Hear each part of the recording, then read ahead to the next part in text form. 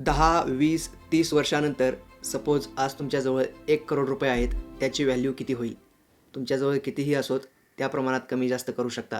10 वर्षानंतर 56 लाख रुपये, 20 वर्षानंतर 31 लाख रुपये आणि 30 वर्षानंतर फक्त 17.5 लाख रुपये.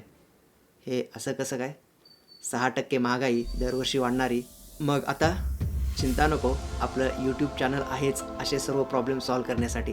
तुम्ही तुमचे 1 करोड फक्त 12% जरी म्युच्युअल फंडमध्ये गुंतवले, तसं म्युच्युअल फंड 20%पेक्षा जास्तही परतावा देतात आणि मी शेवटी उदाहरणासाठी 2 म्युच्युअल फंडची नावे सांगेन.